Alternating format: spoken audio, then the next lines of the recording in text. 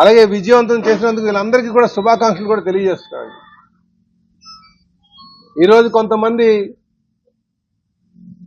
Fake ప్రచారం చేస్తూ చాలా మందిని ఆ స్కీమ్స్ ఏవో కట్ చేసి తీసుకొస్తున్నారని చెప్పి తెలియజేస్తున్నారు. ఎవరైనా సరే మబ్బు పెట్టి 10 మందినో 20 మందినో తేగలరు, కానీ లక్షల మందిని మాత్రం తేలేరు.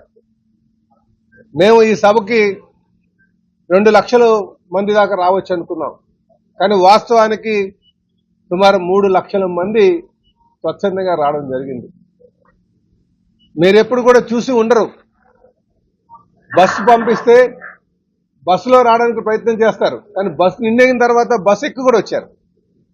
అది ప్రజల్లో ఉన్నటువంటి నమ్మకం, ఈ కూటమి ప్రభుత్వం మీద ఉన్నటువంటి నమ్మకం, చంద్రబాబు నాయుడు గారి మీద ఉన్నటువంటి నమ్మకం, మా యువ నాయకులు లోకేష్ బాబు మీద ఉన్నటువంటి నమ్మకం, అలాగే డిప్యూటీ సీఎం గారు జనసేన అధ్యక్షులు పవన్ కళ్యాణ్ గారి మీద ఉన్నటువంటి నమ్మకం, బీజేపీ నాయకత్వం మీద ఉన్నటువంటి నమ్మకం అని చెప్పి ఈ సందర్భంగా తెలియజేస్తున్నారు.